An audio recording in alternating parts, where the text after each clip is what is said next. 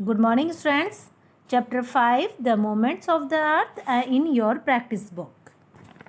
हम practice books में से पढ़ रहे थे, तो today's turn is my turn 4.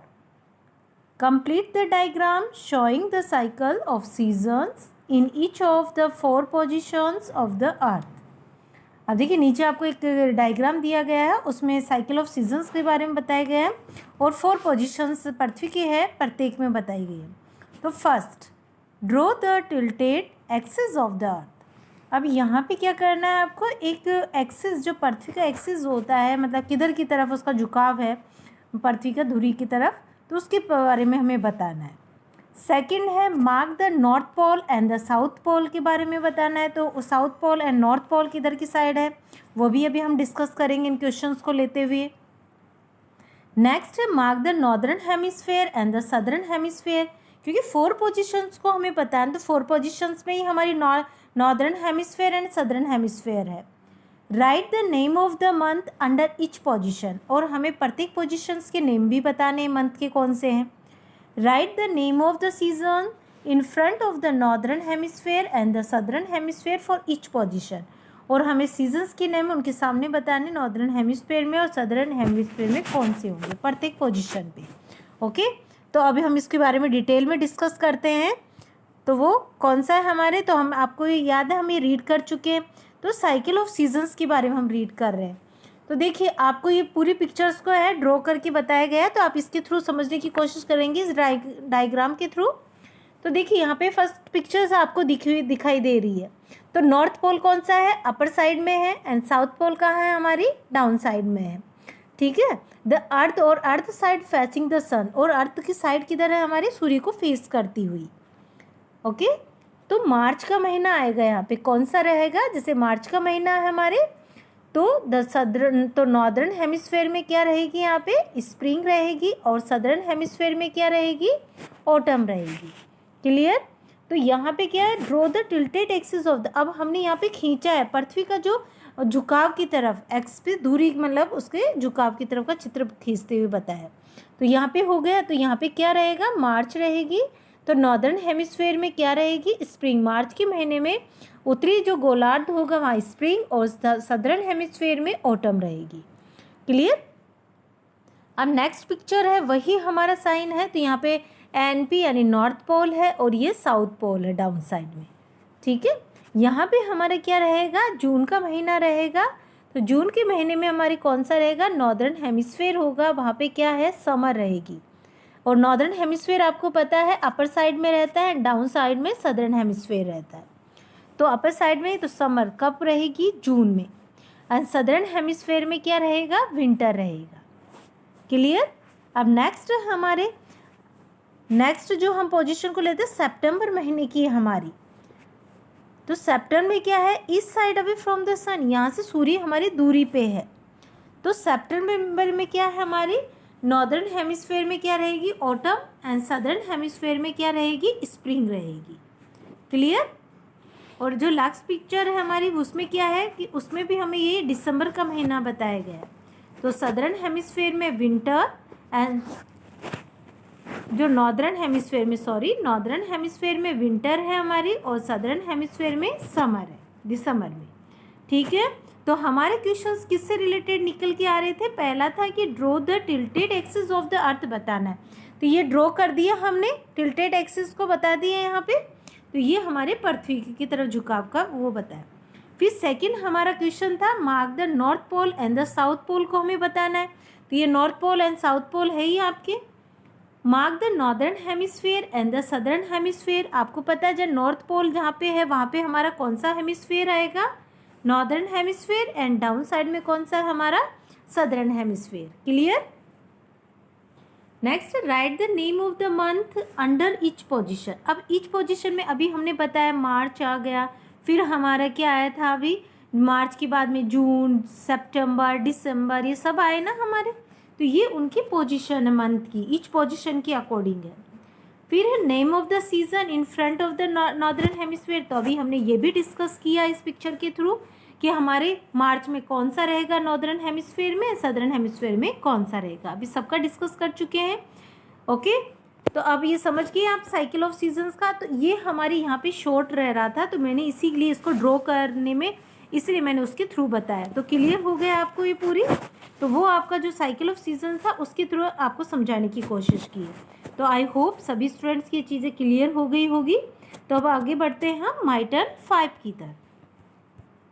First, rewrite the sentences after correcting them. हमें रीराइट करना, दोबारा लिखना है सेंटेंसेस को करेक्ट करते हुए। यहाँ पे कुछ गलत वर्ड लिया हुआ है, उसको करेक्ट करना है। The imaginary line drawn through the centre of the earth joining the north pole to the south pole is the equator. हम जो काल्पनिक लाइन खींचते हैं ना, जो अर्थ के सेंटर के जरिए, जो नॉर्थ पोल को और साउथ पोल को, तो इक्वेटर होती है क्या वो, तो उसको ही बता। तो द इमेज, यहाँ पे रॉन्ग क्या है, इक्वेटर है। तो करेक्टिंग करना है ना, इसको हमें करेक्ट करना है। तो the imaginary line drawn through the centre of the earth joining the north pole to the south pole is an axis. वो क्या होती है, एक्सिस होती है हमारी। The orbit of the earth is circular in shape.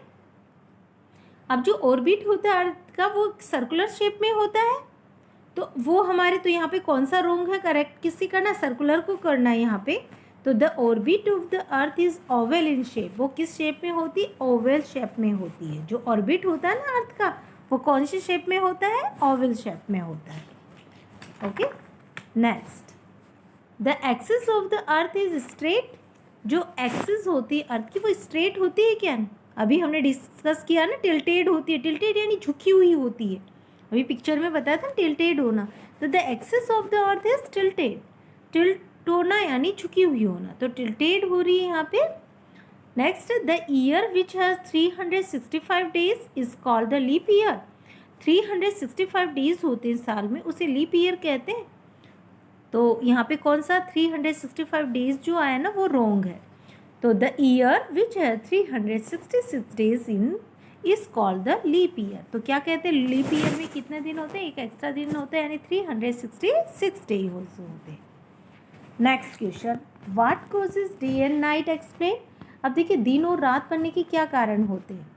The part of the earth facing the sun gets light and has day. वह हिस्सा पृथ्वी का जो सूर्य को फेस करता है, जहाँ सूर्य की रोशनी प्रॉपर पड़ती है, वहाँ पे दिन होता है, यानी रोशनी होने की वजह से वहाँ पे क्या होता है, दिन होता है। While the other half of the earth that is away from the sun does not get light and has night। जबकि अदर हाफ जो होता है ना पृथ्वी का, जो सन से दूर होता है, तो वहाँ पे रोशनी पर्याप्त रूप से नहीं पहुँच पाती, नहीं मिल पाती, तो वहाँ पे क्या होती है, रात होती है।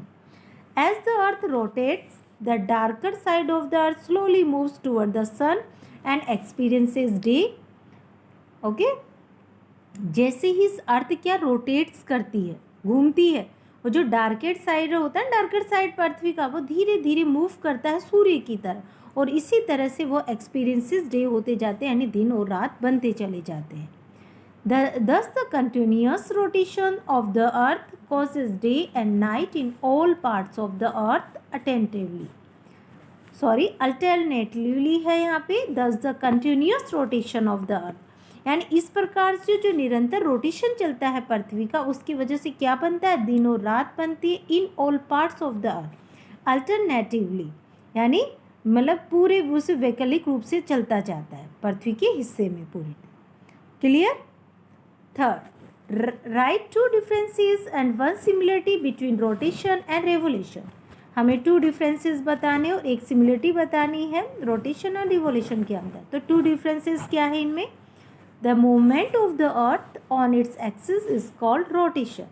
जो मूवमेंट होता है अर्थ का अपने अक्ष पे, तो उसे हम रोटेशन कहते हैं। On the contrary, the movement of the earth along its fixed path और ऑर्बिट इज कॉल्ड रिवोल्यूशन। और यही तुलनात्मक रूप से देखिए, जो मूवमेंट होता है पृथ्वी का अलोंग इट्स फिक्स्ड पथ, एक फिक्स पथ पे, ऑर्बिट पे, उसे हम रिवोल्यूशन कहते हैं, उसे परिक्रमण कहते हैं। The earth takes 24 hours to rotate once on it axis. पृथ्वी कितना समय लेती है एक बार अपने अक्ष पे घूमने के लिए, 24 hours. On the contrary, the earth takes 365 days and 6 hours to revolve once around the sun। इसके अलावा जो पृथ्वी है 365 डेज और 6 आवर्स लेती है एक बार सूर्य के चारों तरफ चक्कर लगाने में। One similarity, both are the different types of the earth's movement. यहाँ इनमें समानता क्या, बहुत दोनों ही डिफरेंट टाइप्स के होते पृथ्वी की मूवमेंट्स, गतियाँ। ओके, तो both are the different types of the earth's movement. हाँ, self check points we have discuss. देखिए पॉइंट्स जो हम डिस्कस कर रहे हैं उसको आपको सेल्फ चेक करना है कि आप कितना उसको समझ पाए। तो फर्स्ट है describe the and draw a diagram showing the equator, the hemisphere and the poles of the earth. देखिए एक डायग्राम हमें बताया गया, आपको डिस्क्राइब किया, वर्णन किया गया, यहाँ पे दिखाया भी गया इक्वेटर के बारे में, हेमिस्फीयर के बारे में, पोल्स के बारे में। तो आप इसको बना के भी आप देख सकते हैं, है ना, ड्रॉ करके इस डायग्राम को बता के देख सकते हैं कि उस पर इक्वेटर बनाएंगे, हेमिस्फीयर भी बनाएंगे। हेमिस्फीयर यानी northern hemisphere and southern hemisphere, on poles north poles and south poles. Okay, तो ये आपको हम डिस्कस कर चुके हैं, पॉइंट्स को हम पहले ही ले चुके हैं। तो आप ये डायग्राम बना के भी और भी डिस्कस कर सकते हैं। Okay, second explain rotation and revolution. हमने क्या व्याख्या की, रोटेशन एंड रिवोल्यूशन के बारे में व्याख्या की। ठीक है, तो draw a labelled diagram of the earth tilted axis, और हमने एक लेबल्ड डायग्राम भी बनाया जो पृथ्वी के टिल्टेड एक्सिस पे झुके हुए को दिखाया, तो उसका एक डायग्राम भी आपको बताया गया। Draw and explain the formation of day and night, explain the effect of rotation on human life. और देखिए हमने ये भी व्याख्या की कि फॉर्मेशन डे और नाइट की कैसे फॉर्मेशन होता है और इसका जो रोटेशन होता है ह्यूमन लाइफ पे उसका क्या प्रभाव पड़ता है। Draw and explain the cycle off season, और हमने ये सब सीखा, ये पॉइंट्स भी हमने डिस्कस किए कि साइकिल ऑफ सीजन्स की कैसे हमें बनाना है और कैसे उसकी व्याख्या की है, ये सारे हम एक्सप्लेन कर चुके हैं। यदि फिर भी आपको किसी में प्रॉब्लम होती है तो आप पूछ सकते हैं। ओके, तो आप यहाँ पे टिक करेंगे if you understand that, and if you don't understand तो you tick mark here. Okay, and thank you.